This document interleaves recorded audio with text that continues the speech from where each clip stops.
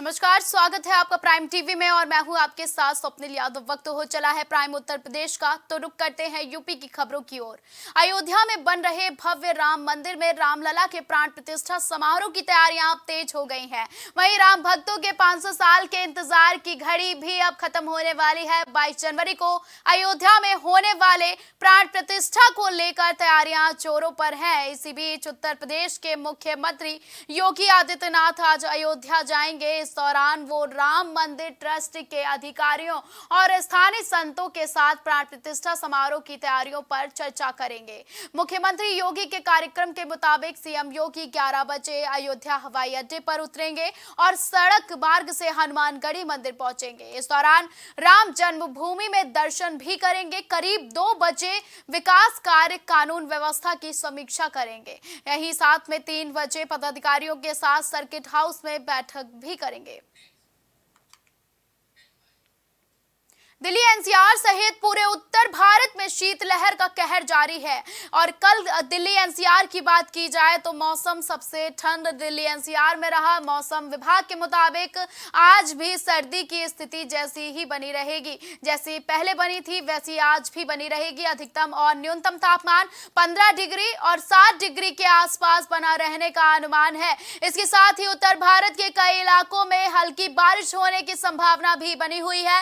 मौसम विभाग ने दिल्ली समेत उत्तर प्रदेश के सियाना, संभल, जहांगीराबाद, गुजरात, रौली, अलीगढ़ के आसपास के कई इलाकों में हल्की, मध्यम या तीव्रता की बारिश के आसार जताए हैं। साथ ही आगरा, प्रयागराज, वाराणसी और झांसी में कड़ाके की ठंड पड़ रही है, जबकि कोहरे के कारण सहारनपुर, मेरठ, कानपुर में सड़कों पर विजिबिलिटी कम हुई है। इसके अलावा कोहरे का असर विमान और ट्रेनों पर भी पड़ रहा है।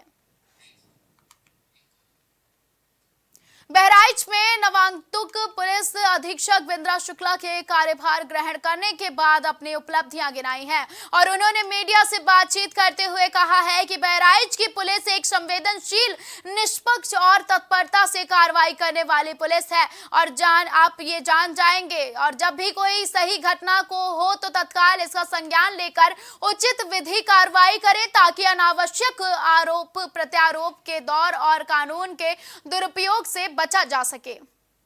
एक संवेदनशील, निष्पक्ष और तत्परता से कार्रवाई करने वाली पुलिस के रूप में जानी जाए और जब भी कोई सही घटना होती है तत्काल उसका संज्ञान लेके उचित विधिक कार्रवाई करें ताकि जो अनावश्यक मामले बढ़ते हैं, आरोप प्रत्यारोप का एक सिलसिला शुरू होता है, कानून का दुरुपयोग होता है, उससे बचा जा सके। इसी के साथ साथ लोकसभा निर्वाचन जल्द ही अनाउंस होने वाला है, उसको दृष्टिगत रखते हुए कानून व्यवस्था को सुदृढ़ बनाना और एक निष्पक्ष निर्वाचन सुनिश्चित कराना भी एक बहुत बड़ी प्राथमिकता है। मोदी सरकार की उपलब्धियों को जन जन तक पहुंचाने को निकाली जा रही विकसित भारत संकल्प यात्रा में दुर्व्यवस्थाओं को लेकर देख भाजपा नेता पंकज मोहन सोनकर ने संबंधित अधिकारियों की फटकार लगाई है। बताया जा रहा है कि निजामाबाद विधानसभा के उत्तमा गांव में आयोजित विकसित भारत संकल्प यात्रा के आयोजन किया गया है, जिसका वीडियो सोशल मीडिया पर तेजी से वायरल हो रहा है। जहां मीडिया से मुखातिब हुए भाजपा नेता पंकज मोहन सोनकर ने कहा कि भारत सरकार की यह महत्वाकांक्षी योजना है, लेकिन आजमगढ़ के उत्तमा गांव में कार्यक्रम का प्रबंधन बहुत खराब था। कार्यक्रम में ग्रामीण जनता को किसी भी तरह जागरूक नहीं किया जा रहा था, जिसे देखकर हमने संबंधित अधिकारियों को पीएम के नीतियों के जन जन तक पहुंचाने के कार्यक्रम में शिथिलता बरतने की शिकायत उच्च अधिकारी से करने की बात कही गई है और उक्त कार्यक्रम को बेहतर ढंग से क्रियान्वित करने के निर्देश भी दिए गए हैं। कल जो है मैं निजामाबाद विधानसभा के अंतर्गत मिर्ज़ापुर ब्लॉक पड़ता है, जिसमें उत्तमा ग्राम सभा है। मैं वहाँ पर गया था, पार्टी की तरफ से मुझे भेजा गया था। विकसित भारत संकल्प यात्रा पूरे भारत में चल रही है और वहाँ जाने के बाद मैंने जो दुर्व्यवस्था देखी, उस दुर्व्यवस्था के संबंध में मैंने वहाँ जो संबंधित अधिकारी थे, मैंने उनसे पूछा कि ये आखिर हो क्या रहा है, क्योंकि ये प्रधानमंत्री जी की नीतियों को, उद्देश्यों को, कार्यों को जनता तक पहुंचाने का है और पहली बार ऐसा भारत में हो रहा है कि संबंधित अधिकारी, संबंधित विभाग गांव तक जा रहा है, जनता से मिल रहा है और उन सभी योजनाओं को जनता तक बताने और पहुंचाने का काम कर रहा है। मगर वहाँ पर जो मैंने देखा बिल्कुल भी विपरीत था। वहाँ कुछ हुआ नहीं, कोई अधिकारी विभाग का उसने कोई जनता को कुछ बताया नहीं, कुछ भी नहीं किए, सिर्फ समोसा और मिठाई खिला करके उन लोगों ने कार्यक्रम को समाप्त कर दिया। अलीगढ़ में सेंट्रल पॉइंट चौराहे पर राम मंदिर से जुड़ा होर्डिंग फाड़ने को लेकर विवाद हो गया है। बताया जा रहा है कि श्री राम मंदिर को लेकर अलीगढ़ नगर निगम के होर्डिंग को ठेकेदारों ने ही फाड़ दिया है, जिसके बाद भाजपा नेता प्रतीक चौहान के नेतृत्व में सेंट्रल पॉइंट पर नारेबाजी की गई है और रोड पर ही बैठकर हनुमान चालीसा का पाठ किया गया है। वहीं मौके पर अलीगढ़ थाना सिविल लाइन पुलिस पहुंच गई और पुलिस ने मामले की जाँच की है। आज दिनांक 8/1/2024 को समय करीब 2:30 बजे दोपहर में थाना सिविल लाइन क्षेत्र में सेंटर पॉइंट पर लगे बैनर व होर्डिंग को लेकर विवाद प्रकाश में आया है, जिसमें तहरीर के आधार पर अभियोग पंजीकृत किया जा रहा है। जांच कर विधिक कार्रवाई अमल में लाई जा रही है।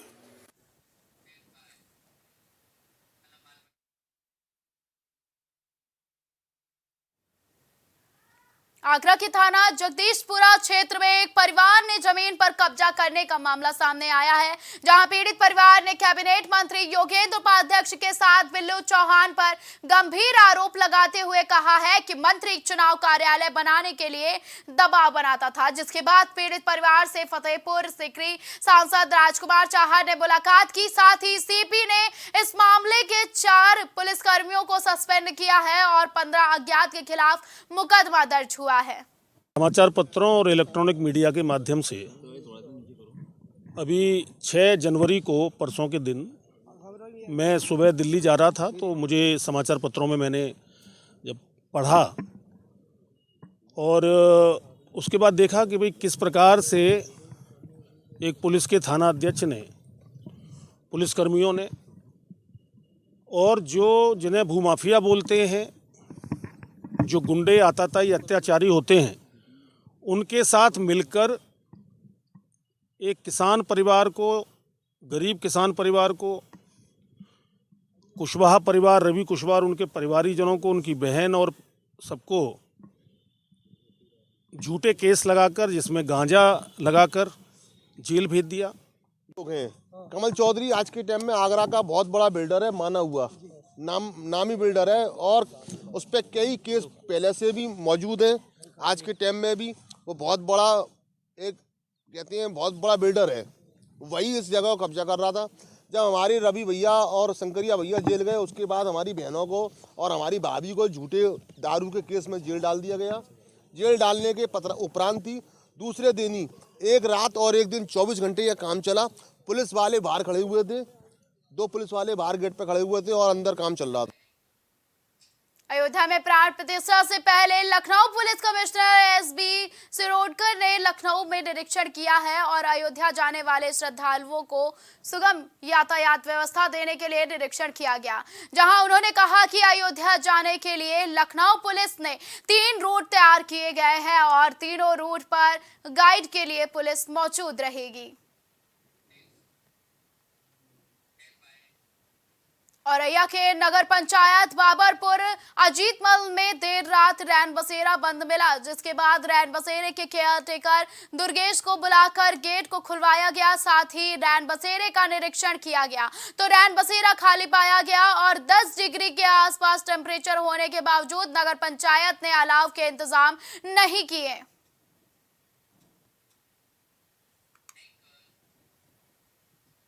उत्तर प्रदेश के मुजफ्फरनगर जनपद पुलिस और बदमाशों के बीच देर शाम उस समय मुठभेड़ हो गई जब चेकिंग के दौरान एक बाइक सवार 2 लोगों को पुलिस ने रुकने का इशारा किया तो बदमाशों ने खुद को घिरता देख पुलिस पार्टी पर फायरिंग करते हुए भागने का प्रयास किया, जिस पर पुलिस ने घेराबंदी करते हुए जवाबी फायरिंग की तो उसमें एक बदमाश के पैर में गोली लग गई, जिससे बदमाश घायल हो गया। वहीं दूसरा बदमाश जंगल के रास्ते फरार हो गया है, जिसकी गिरफ्तारी के लिए पुलिस ने घंटों तक जंगल में कॉम्बिंग अभियान भी चलाया, लेकिन कोई कामयाबी पुलिस के हाथों नहीं लगी। फिलहाल घायल बदमाश को पुलिस ने उपचार के लिए जिला अस्पताल में भर्ती कराया है और मामले की जांच शुरू कर दी है। ये आज थाना भुड़ाना क्षेत्र में शाम को पुलिस चेकिंग भी थी। उसी दौरान चेकिंग के दौरान मोटरसाइकिल से 2 बदमाश थे, उन्हें हाथ दिया गया उन्होंने रोका नहीं, बाइक की स्पीड बढ़ा दी, जिसकी सूचना पर बुढ़ाना थाने की पुलिस और आसपास के थानों ने उन्होंने घेरना शुरू किया। पारसौली चौकी क्षेत्र में जैसे पुलिस से मुठभेड़ हुई, बदमाश गन्ने खेत में छुप गए, उन्होंने पुलिस पर फायरिंग शुरू कर दी। पुलिस ने अपने बचाव में फायर किया, जिसमें एक बदमाश की गोली लगी है और उसकी मोटरसाइकिल छोड़ के दूसरा उसके साथ ही फरार हो गया है।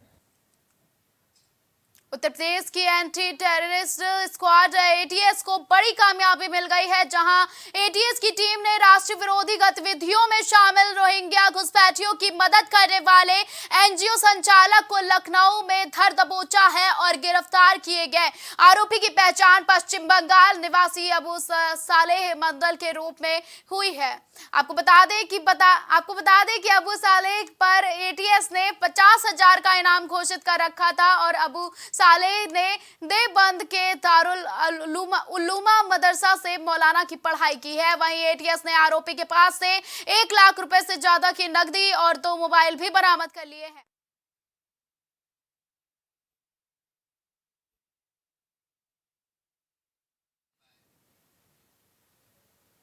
औरैया में चोरी की योजना बनाने वाले 4 अभियुक्तों को दबियापुर पुलिस ने गिरफ्तार कर लिया है और अभियुक्तों के पास से 2 तमंचा, 8 मोबाइल और 8 मोटरसाइकिल सहित अन्य चोरी करने का सामान बरामद किया गया है। साथ ही चोरों के अभियुक्तों के खिलाफ कई मुकदमे सुसंगत धाराओं में पंजीकृत किए गए हैं।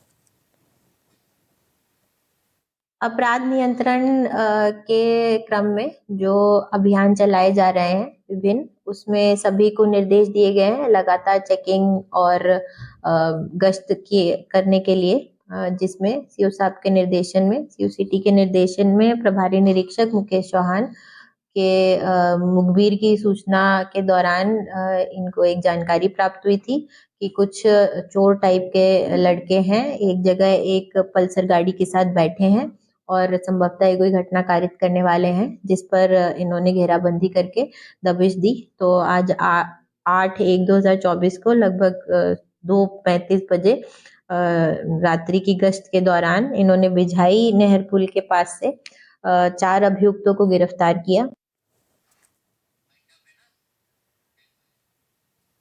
फिलहाल उत्तर प्रदेश की खबरों में अब तक के लिए बस इतना ही। देश और दुनिया की तमाम बड़ी और अहम खबरों के लिए आप देखते रहें